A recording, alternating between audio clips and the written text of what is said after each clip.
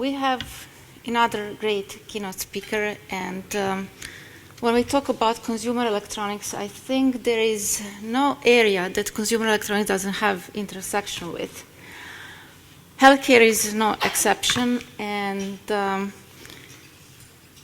well, the next keynote talk, is going to be about healthcare and consumer electronics.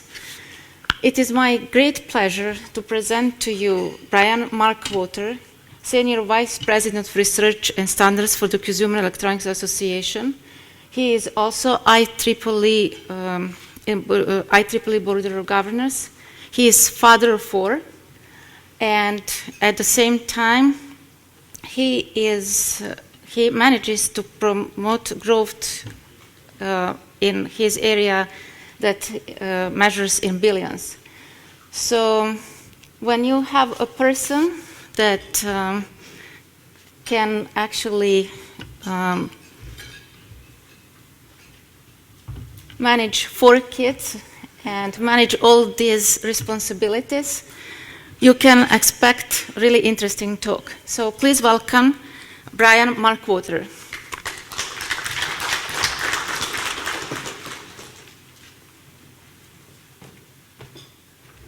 Okay, thank you, Gordana. And let's see. So this is me. I'm Senior Vice President of Research and Standards at the Consumer Electronics Association. And so we were chatting beforehand because my bio that's in the book looks like a lot of other technical bios. It's not very interesting. So she's asking me, is there something kind of warm and more personal? And since I'm an engineer, I couldn't come up with anything warm and personal. But we are going to talk about the intersection of healthcare and consumer electronics. I will say just a little bit about what I do, so you'll know some background. I am a very long time member of the IEEE Consumer Electronics Society. I'm on the Board of Governors, Vice President of Planning.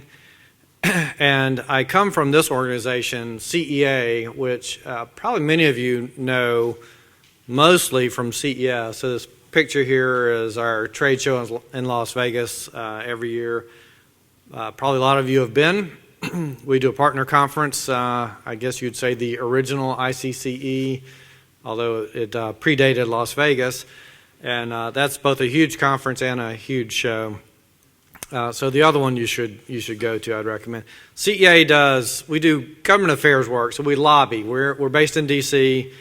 We also create standards, just like IEEE does. That's one of the groups that I run.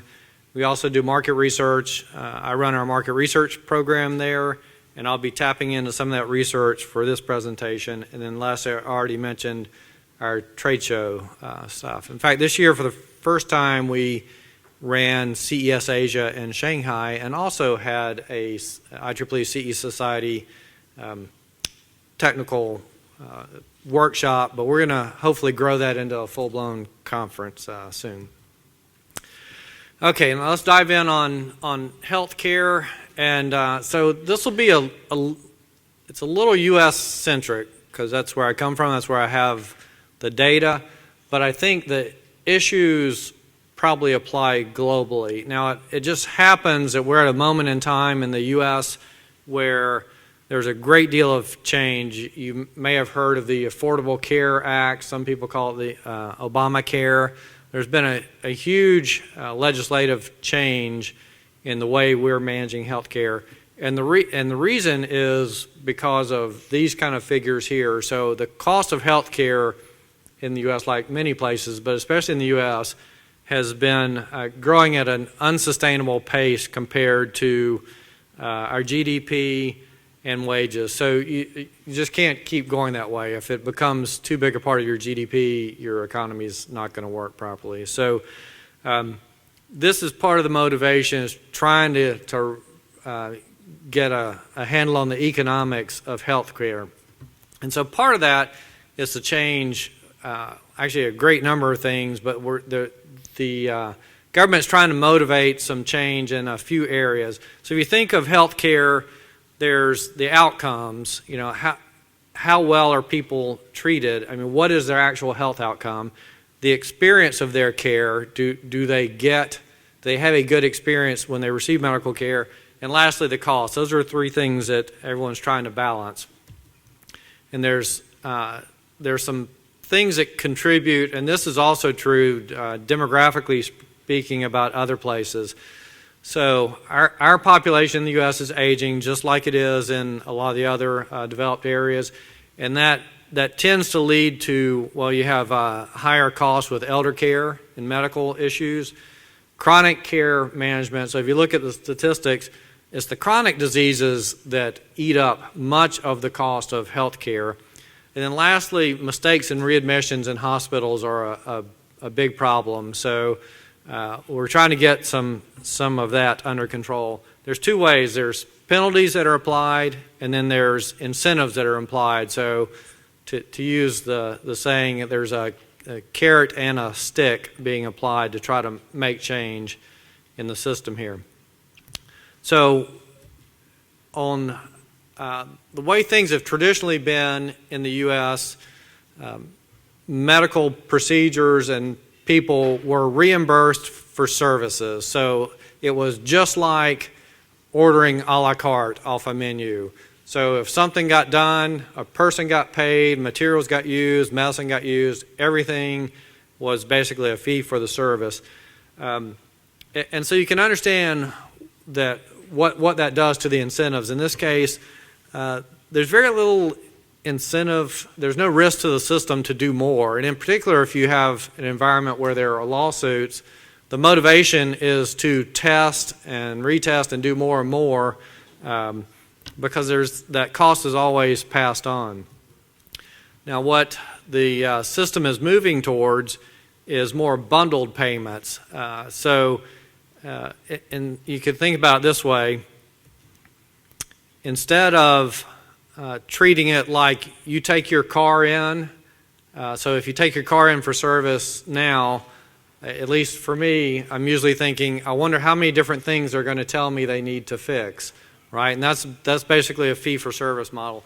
Now you can imagine a system where mechanics were paid to keep a whole bunch of cars running.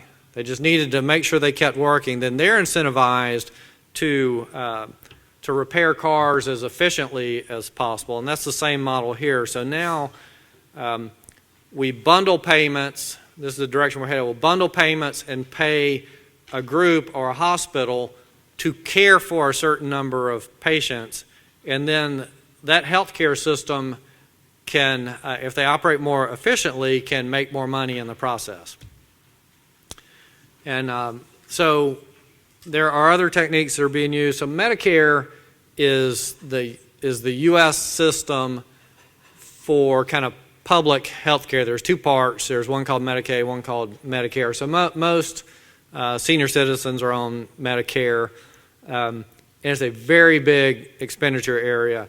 And what Medicare is trying to do, this is, I think, a fairly aggressive goal, is to change 30% of their payments towards more of a quality and value, an alternative payment model, rather than this fee-for-service model. And they're trying to do that by next year. And this is a very big government organization, so this will be interesting to see the change take place there.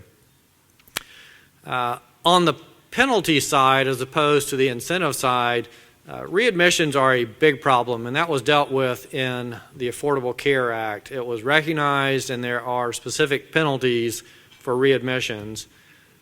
So what happens is a certain number of people, you go to the hospital, you get treated, a significant number turn around and end up back in the hospital within a month. So the government is trying to change that, and there are specific penalties that are applied, and you can see down here up to 3% of hospital revenue. So now the hospital, it becomes penalized if they get behind the national average in terms of their readmissions.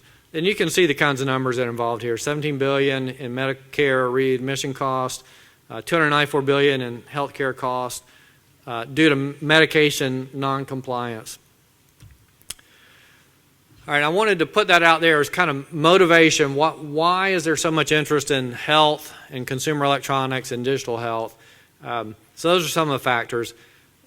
This is one way of looking at, let's say, a trip to a hospital with surgery. And this, I'm not talking about an emergency situation. Let's say you need a hip replacement or something, or some other work. There's a pre-care phase where you're seeing a doctor. There's your time in the hospital. For most surgeries, there's some sort of post-hospital care. And in the U.S. now, they're trying to get, the hospital is the most expensive place you can be, so there's a lot of motivation, get you out of the hospital into some other acute care place for a few days and then get you home.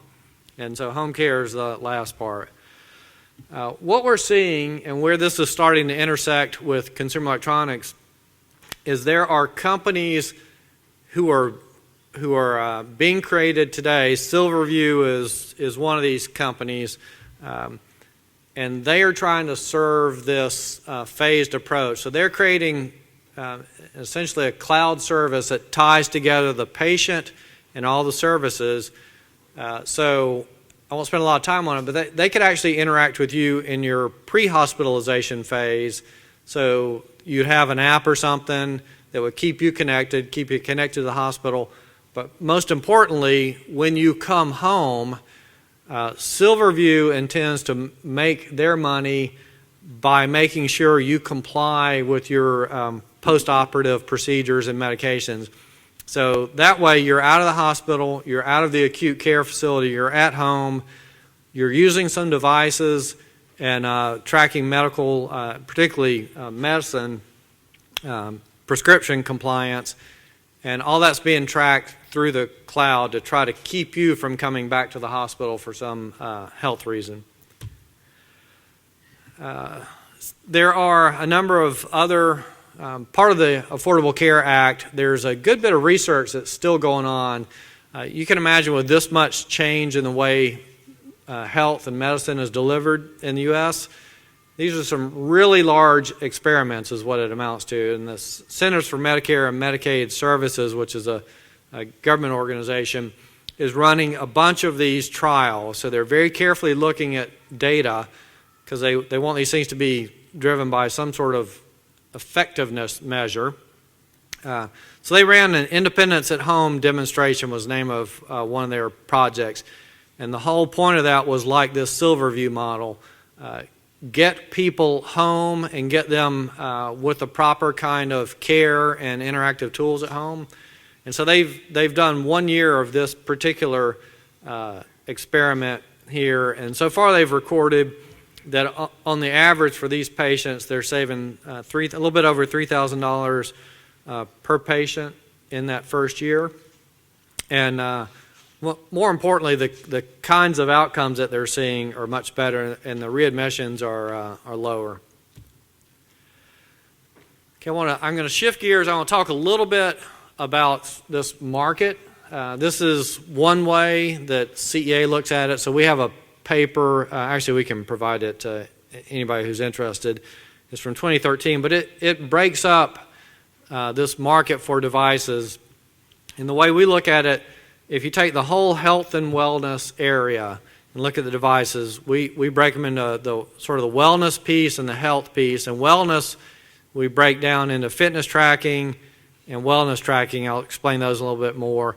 And then health gets into the personal medical devices, and I'll explain those too. But you'll see they're sort of progressively more like something a doctor would use as opposed to something you would use for your own health tracking. Okay, so if we look at let me back up for a second. So if we break apart this top part, the wellness piece, we divide it into fitness tracking and wellness tracking. So fitness tracking, you know pretty well. Activity trackers, and I'm going to show you some market data on that.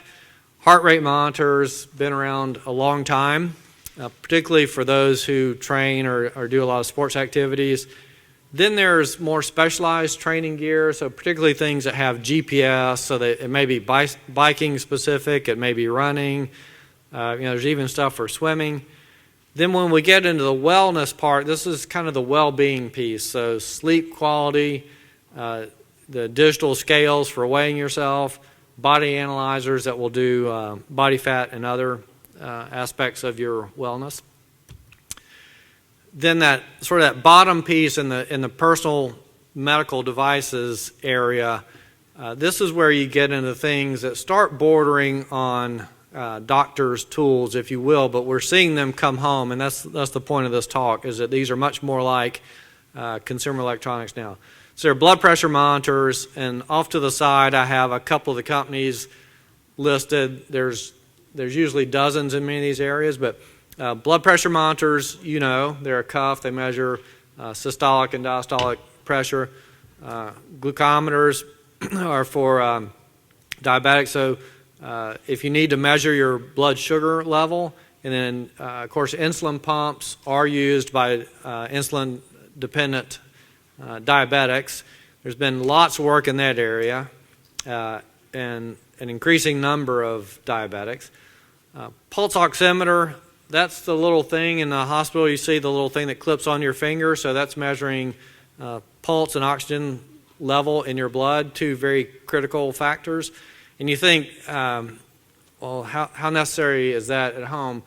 But if part of your motivation is always get people out of the hospital and get them home, and yet still be able to measure the kinds of things that matter. So if you are a person with what they call COPD, or these chronic pulmonary, have trouble breathing kinds of diseases, then a pulse oximeter is going to be very important to you.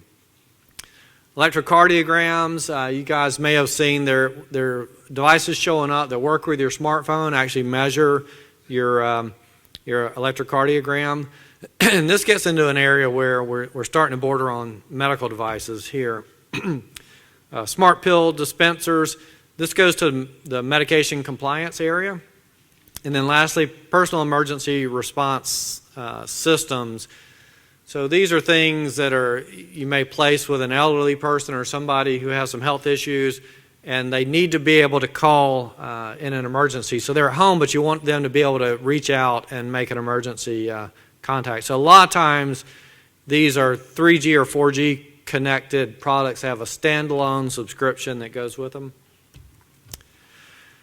And so then I'll freely admit that there's no perfect categorization of these devices, and in fact, I don't know there ever will be, because the regulations are different in countries. So things that can be sold in Europe over the counter or at retail you may not be able to sell them that way in the U.S.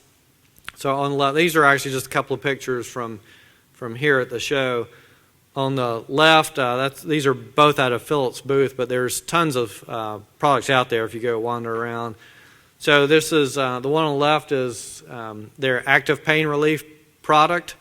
It uses a kind of stimulation, electrical stimulation. It's not clear to me. I haven't seen these in the U.S., and that particular product, I talked to the Philips people, is not for sale in the U.S. So my guess is it crosses the border in the U.S. to what would be considered a medical device, in which case the hurdle is much higher for certification and approval. And over on the right are a collection of products that kind of crosses all these categories I just mentioned. So you can see a scale, you can see a watch, blood pressure cuff, and so what they're selling here is a package of health measuring and monitoring capability. Okay, I want to spend a little bit of time talking about the size of the market. This data is from the U.S., but you can probably compare it roughly to other areas. So just to put it in perspective, this is from CEA generates a very large forecast. We look 5 years. We do some historical and some out in the future. We break it down in categories, so you can kind of see where some of this health and fitness is going to land here.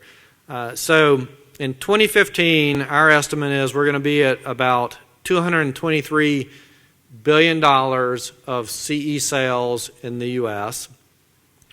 And if you look down this 2015 column, you can figure out what the big categories are. Video encompasses TVs, and that's the bulk of that category. Information technology includes tablets and PCs, that's why that one's so big. And communication devices includes smartphones. So tablets and smartphones and TVs are big dollar movers in the CE industry. So I want to just highlight wearables, which is where we put many of these health and fitness devices. Fairly small, but growing well. So it's about $4 billion in 2015, the wearables market in the U.S. And this chart, I'm highlighting the new product category. So a lot of times it's the new stuff that is kind of motivating the consumer. So we went through a period of time where it was smartphones and tablets, and during the period of time when smartphones and tablets were growing so rapidly, they carried the CE industry. There's no question in my mind. If we had taken those categories out, the CE industry would have had negative growth. It would have shrunk in size. So a lot of the consumers' dollars went over to tablets and smartphones. But I've highlighted a few places here that are in the wearable category. So smartwatches, health and fitness technology, and what we call smart eyewear. And that may be mostly recreational thing. Like there are goggles that you can wear while you're snow skiing that have GPS tracking and record a bunch of information for you. On over to Google Glass and other stuff like that. But that's really just an emerging market. I'll go through some of these pretty quickly, and anybody who wants these slides, I'd be happy to give them to you. So we also we talk to consumers and do a bunch of consumer research at CEA, and we ask a lot of questions about what kinds of things they own and what they're interested in buying. So that's part of what's reflected here.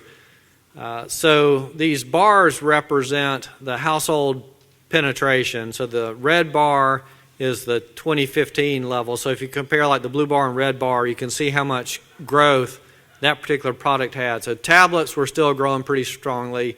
Smartphones, even though penetration's really high, above 70%, it still had pretty strong growth. So fitness trackers, even though it's a small base, in 2014 last year we only had 5% penetration. In 2015, when we asked that same question this year in April, it's up to 11%. And so that's what consumers, that last slide was about what consumers tell us they own, and from that we can project kind of the installed base, and that's part of what you see here. But we also ask them what they plan on purchasing. So wearable fitness trackers, there's a 17 million unit installed base in the U.S. as of April of this year. But maybe more interesting is there's still pretty strong purchase intent. So 11% are telling us that they intend to purchase within the year. And a couple other categories are here. Interestingly, smartwatches, smaller installed base, and a little bit less intent to purchase. And we have not drilled down on that. My guess is that the price point's kind of high and people are still trying to figure out where that fits and if they want to make the investment. Okay. Here's our forecast in terms of units. I'm not going to spend a lot of time on this because it's more on smartwatches, smart eyewear, and health and fitness.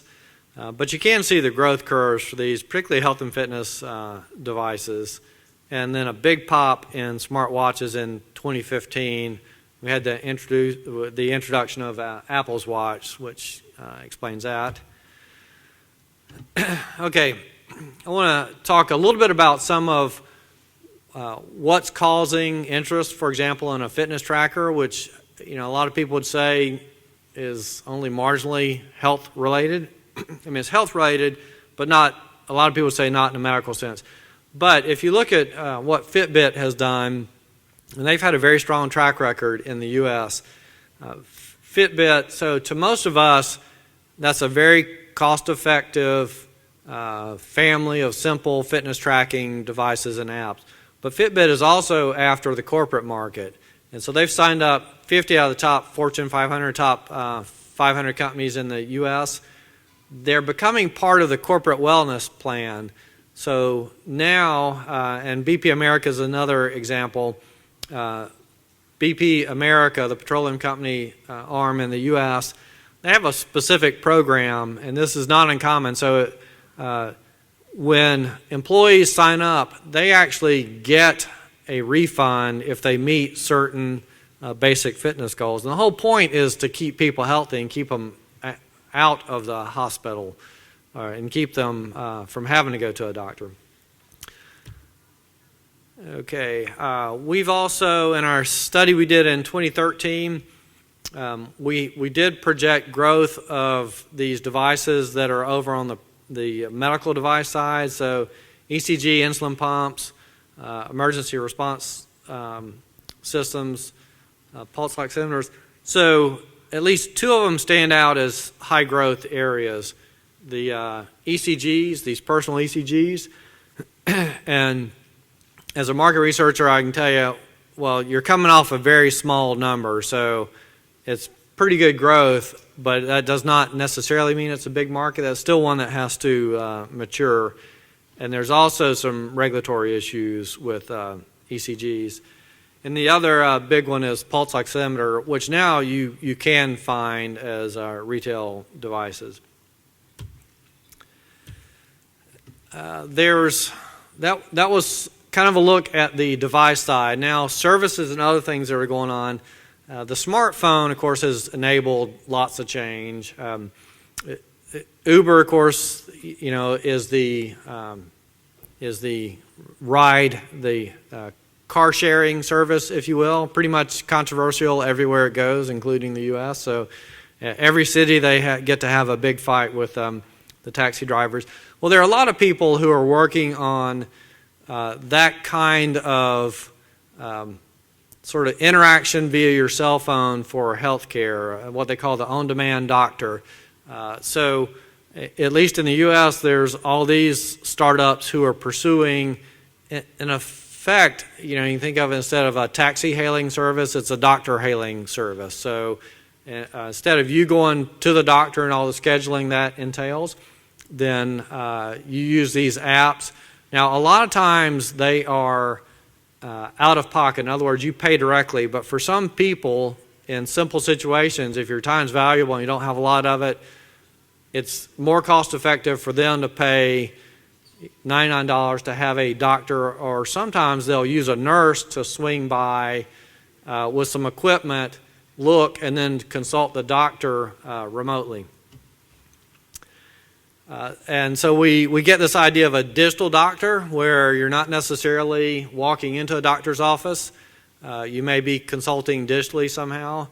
And in this space, there's been one number kicked around that there's something like $2 billion invested in startups that position themselves as being in the digital health business. That was last year, so I'm not sure what it is this year. And there are a number of companies. We had one that showed at CES 2 years ago called HealthSpot. They're basically putting a telemedicine room, I guess you'd call it. It's like a booth. You actually go in it, the door closes, you're completely enclosed. But you sit down, there's no doctor there, and the idea is they would deploy these in a pharmacy or apothecary. And you would go in, you sit down, and you're having a consult. There's probably even some capability to measure temperature and some other simple diagnostics. And it's all done remotely. And so CVS, which is a very big pharmacy in the U.S., is pursuing a lot of these capabilities. They want to be kind of the front line, not just selling you prescriptions, but also providing services. So they're working on a bunch of connected devices that will allow them to continuously serve consumers. Another huge area in the U.S. is trying to get our electronic health records, get them from, I guess the best way to describe it is a big mess. So right now there are all different kinds of systems. A lot of it's on paper. There's a law that requires a migration to interoperable health records. So the idea is that I don't have to fax. I mean, literally in the U.S. now, you fax your paper records from one doctor's office to another. And today we shouldn't be doing that. But there are companies that are specifically trying to help doctors meet this challenge of their electronic health records. So there's a bunch of stuff doctors have to record now. So this company, Augmetics, is trying to use Google Glass, and the idea is a physician would be wearing this, and it's recording some of the stuff that's going on. There's actually another person there that's helping with the note-taking part. So you want the doctor doing the doctor part. And right now they spend a lot of time on paperwork in the U.S. And so the idea is they're seeing patients. This Google Glass is helping to record what's going on, and there's essentially a scribe with them to make sure stuff gets recorded correctly in the electronic health records. Let me say just a few minutes. I just want to touch on some of the market factors that affect what's going on in this transition to digital health and consumer electronics being embedded in the health environment. So first, privacy. Now, privacy is a big issue all across consumer electronics. I don't think anybody would dispute that. In fact, I'm not even going to talk about it because it's a whole subject by itself. I know we could probably do a keynote talk on that. But now that everything's connected, our records are often digital, then the privacy is a big deal. And if you think about it, so it's one thing right now, like I have a Fitbit, it's my own data, it's in the cloud, it's like, all right, that's fine, I don't really care if it gets hacked. But when it becomes part of a corporate wellness program, that becomes a bigger deal for people. And in fact, I think it was BP America, there were 1/4 of the people, when they offered this, they got a rebate on their insurance cost. 1/4 of them still said no because they did not want the tracking taking place. So you can see it's a big deal for some of the people. There's a pair of issues that go together, especially I think for this kind of health and fitness category, and that's a long-term benefit. So there's a lot of stories about people using fitness trackers for 3 months or 6 months and putting them away. I think we're still learning about that, and I think those companies will keep working on it. It's a matter of convenience, but we don't all have the same motivations. So, these the little cheerful emails that tell you hit a certain number of steps, that's not going to work for everybody. So they'll keep working on those issues. The other companion piece of that is quality of measurement. I think we know that there's a limit to how good you can be, and most of the fitness tracking companies are pretty protective of their algorithms. But as we do things that are closer and closer to being diagnostic, then the quality of those measurements has to go up significantly. And lastly, there's some other kind of fun, challenging engineering problems like battery life for anything wearable, and even convenience and style. So there are companies that are working on essentially stuff that looks like jewelry or is pretty much kind of invisible. There's flexible electronics that you apply directly to your skin. So a bunch of great work going on in that area. Let me speak a little bit of the quality and the benefit piece. So one area that I think CEA and IEEE are both involved in, there's a lot of work going on standards for these devices and how they measure and how you can exchange the data. So we started a project with the National Sleep Foundation, and we're looking at the performance of these wearable sleep monitors. So there's this space in between in the sleep medical world. There's people who need to go to a sleep lab that have like sleep apnea and need one of these CPAP devices. There's a set of people below that who probably need some guidance on sleep quality, and that's kind of the area that this group is looking at. We want quality measurements so that you can give some accurate guidance, but short of being a medical tool, if that makes sense to you. So, and I think this won't be the only area where people are working on sleep. So kind of the 3 biggies are diet or nutrition, sleep, and exercise are the 3 pillars that everybody tends to look at in overall well-being. One other comment. So I put in here, ask your doctor. So there's ask your doctor about whatever. Well, so one thing you can ask your doctor is ask them if they want more data, and the answer will be no. You'll hear this a lot when doctors are involved in this discussion of integrating consumer electronics. They do not want a bunch of fitness data that you brought into the office. That's not helpful to them. So a doctor needs data that is medically meaningful and presented in a way that makes sense to them. So when they look at information in a doctor's normal setting, hospital office or whatever, so they know what to think about the blood pressure measurements or O2, their oxygen level. If you're coming in with data that came off an ECG that they don't know where it came from or how it recorded, that's a lot less helpful for them and maybe even harmful. So there's a difference between what might be useful for us in sort of everyday motivations and what's useful for a doctor in a clinical setting. All right, one more piece, and I just find this interesting in the sense that there are some really fun challenges in doing work in this area. So the National Science Foundation in the U.S. has one of these centers of excellence called ASSIST, and I forget what that stands for. But they're working on a bunch of these challenges related to wearable devices. So there's the energy harvesting, there's size of devices, there's how you put these all in a system, there's the radios associated with it. So there's, I think we're on just kind of the forefront of our wearable device breakthroughs now. And then my last comment in closing is the area of health and consumer electronics, the intersection of health and consumer electronics, I think is going to be a huge area. So if you have the least bit of interest in sort of human well-being and changes and how we're going to take care of the growing and aging population, it's a good spot to be. I think the CE industry is fun anyway, but right now there's really big financial incentives for change, which is what's driving investment in startups. There are tough problems to solve, like I mentioned. And lastly, it's just sort of a fun place where consumer electronics and the medical field meets. And that's it. I'll take questions if there are any. Nahum, except for no, I'm kidding. Go ahead. No.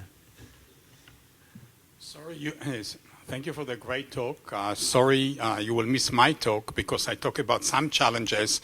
Okay. I made experiments, and let me tell you, the fitness devices, many of them are not accurate. In my pocket, I have now 2 Fitbits in the same pocket. The readings are different. With WeThink, the readings are horribly different. 2 weeks ago, I was going half a mile on a track, flat track. One device told me I climbed 100 feet. Okay? So there are lots of things. In addition, there are lots of problems because engineers maybe know the engineering, but they don't know human beings. And that's what I'll try to do in my talk, try to bring together through the life sciences technical community, engineers and scientists, and then physicians, brain researchers, psychologists, biologists, and there are even problems in the simple psychology of some of the tracking devices. I'm not just talking that my Apple Watch gives me different number of steps for my Fitbits, okay? And I know some ways, if I would work for a company that had my fitness, I know how to increase it without walking a step, okay? I'll tell you that in private. So, okay, so when is your talk? A talk on Wednesday afternoon. I think you will be gone by that time. I'll be gone, but I'm putting in a plug for you. So Wednesday afternoon, you'll get the follow-up to this discussion. Yeah, I think there will be a panel, and I'll give a talk about the life science technical community, which tries to bring together all those professions together, working on the same goal. For example, this one. Yes, yeah. So I think we're very much. There wasn't a question, but I'll opine anyway. So I think right now, what we do with trackers, we took the sensors we had available and made products out of them. which is not, I mean, it's kind of cool. It's better than nothing. But I think now the challenge is, okay, how do you improve the quality of those measurements and get some consistency across them? So I don't know, we may probably out of time. I don't know what the schedule is. Okay, what, over here?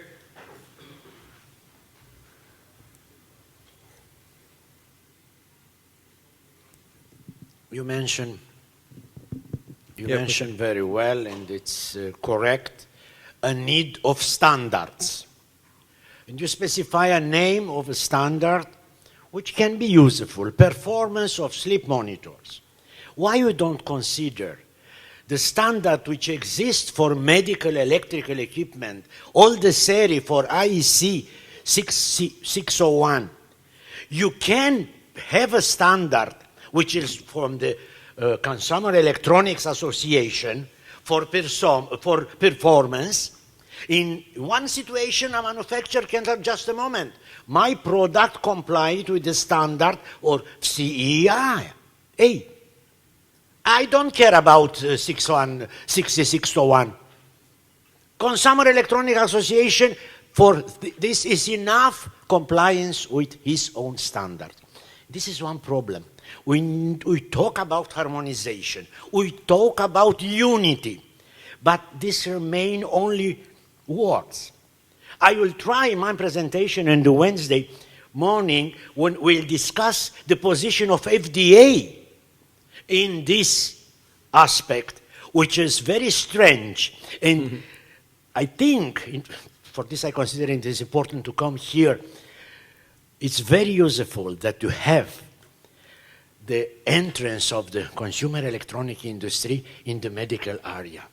But to not make a confusion, medical device or to treat a device like a medical, they need to comply with very specific requirement. A gadget cannot be used like a medical device.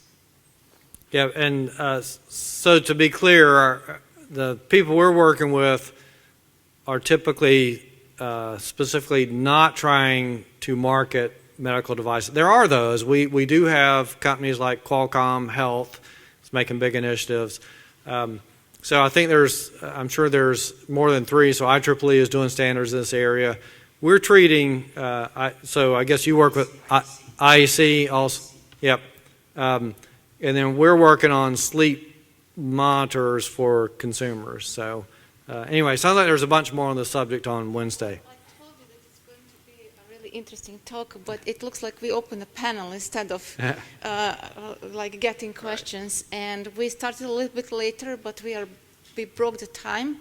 So I just want to ask you to thank our keynote speaker, Mr. Markwalter, again. Thank you.